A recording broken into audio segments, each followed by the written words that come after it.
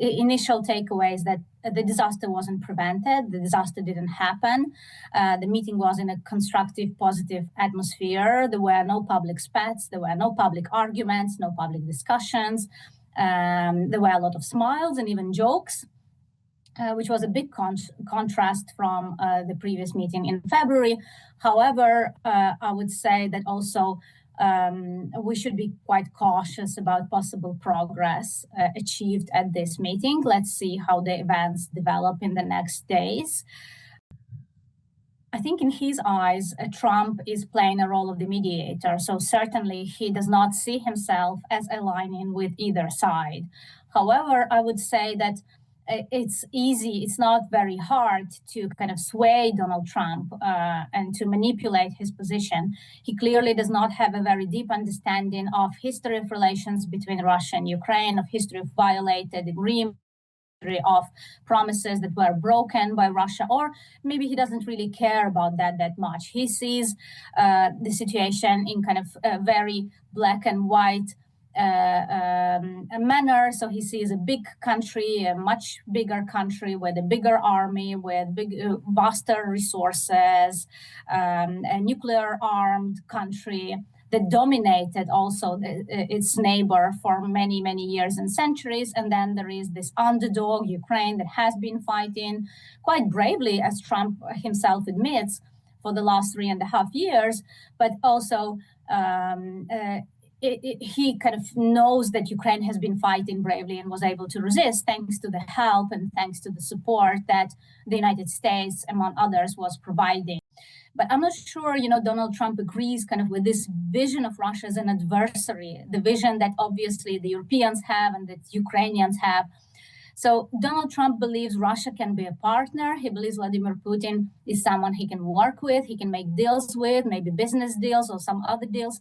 So kind of persuading him that Russia is an adversary, not just of Ukraine, not just of Europe, but it remains an adversary of the United States and needs to be treated as such, is a really difficult task that both Zelenskiy and the European leaders will have to have in the future. Actually, I would say we should be cautious with these statements from the Kremlin saying they are ready to level up the level of representation.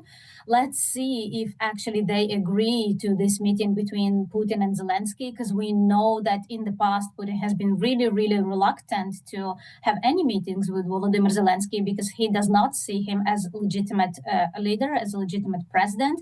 He does not see Ukraine as a country, a separate sovereign and independent state and a legitimate entity. And the fact that President Trump now kind of wants to skip that stage of a ceasefire, despite his previous statements, that he wants a ceasefire in Ukraine, despite the previous ultimatums he issued to Russia, that Russia must agree to a ceasefire, I think is a kind of dangerous step, because it indicates that he is more inclined to just take Russia's words at face value, to trust President Putin and his words, and he is willing to skip that stage of Russia actually showing on the ground that it is ready for peace before discussing a peace deal.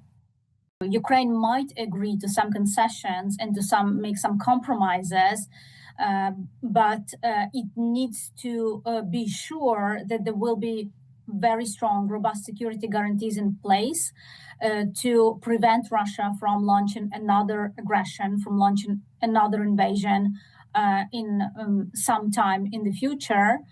And Ukraine also, I still think it will not be ready to compromise on some very, very critical points, on some very critical issues. And one of them is the withdrawal from Donetsk region. I think this is something that is completely unacceptable for Ukraine, because it would mean abandoning some of the most fortified positions, abandoning the region that Russia has not been able to occupy in more than 11 years, abandoning people who live there to Russian occupation, repression, deportation, and so on. I'm cautiously optimistic after yesterday's meeting, but I do not have very high expectations that there is peace on the horizon and that a peace deal can be achieved anytime soon.